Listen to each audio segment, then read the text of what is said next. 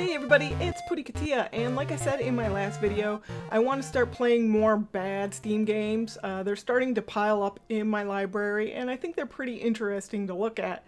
Now, during the summer sale, I have a wish list that's filled with bad Steam games, and two of these games were actually in a bundle that was discounted dramatically, so I couldn't pass that up, and I ended up buying it.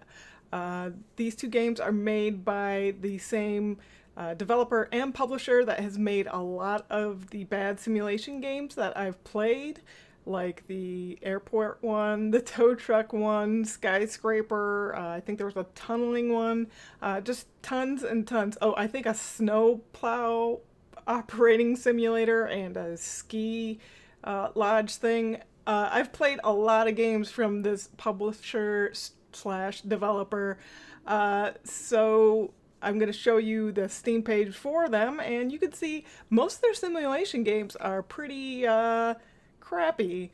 Now, these games were bundled together, and I would normally break them into two separate videos, but I think you'll see why I put them together for this one. Let's take a look at the launch options for this game, and actually let's look at them both. They look very similar. All the options for the play modes, they are exactly the same. And in fact, the setting menus are very, very similar. The difference between these games seems mostly to be night and day. Usually when someone says that, they mean things are completely opposite to one another, but I truly mean that the differences are night and day between these games, because you can see the one is nighttime and the other is daytime. Now, there are some mild differences between them. Now, this is the nightclub one, and you can see we have to buy beverages for our customers, and obviously that's what you have to do for a nightclub. You gotta give people booze. And then there's maintenance stuff you have to buy. You can schedule it because you're gonna run out of these things, so you want to have it delivered monthly for however much stuff you need. Then you need to hire individuals to run your nightclub, which is very tedious to do. You kind of have to do some math to figure out how many of each person you need for the occupancy you have, and schedule basic services. So you have a monthly expense based around your employees and your advertisement and your resources that you're purchasing every month. The basic goal of the game is to stay in the black and not go into debt, and eventually buy more locations and do the same with them. Fun stuff. We run out of our maintenance stuff regularly, always running out of disco balls and security cameras for some reason. Can't buy enough security cameras. Each month these will go down or up depending on if you have scheduled enough to repurchase. However, it doesn't seem like the beverages ever move, which was very confusing to me.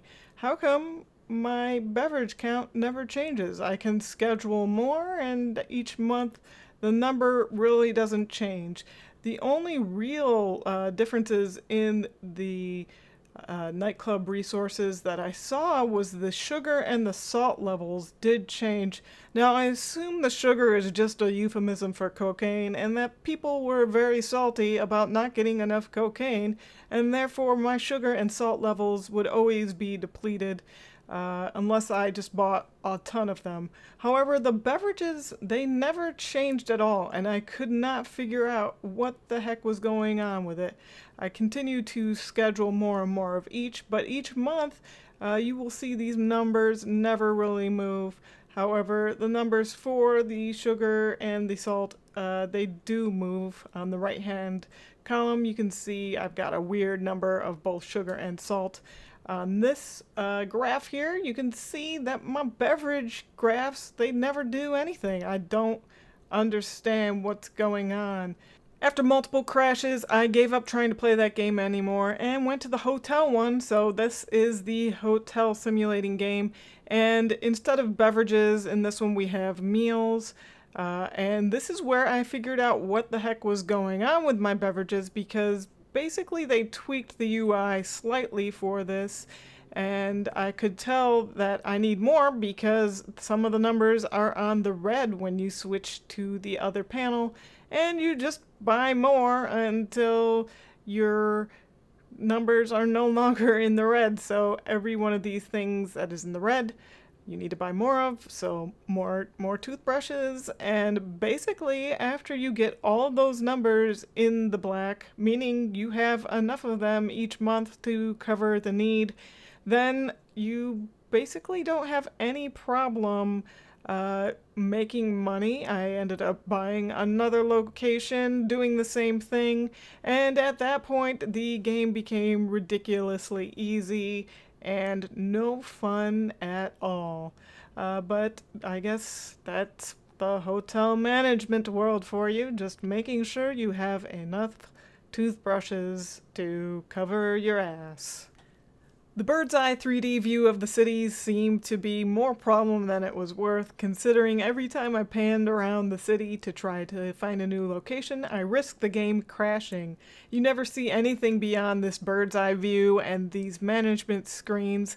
The fact that they have a sexy lady on the Nightclub Emporium image thing here is a little deceptive, I feel like. You think you might get to see some of your patrons, but no, you don't get to see anything like that. Since these games are basically the same with slight changes to the UI and the name of the resources, I can sum them both up pretty quickly. They have bad audio, bad graphics, and bad gameplay. On top of that, you'll be lucky if you launch the game 10 times and get it to run once without crashing.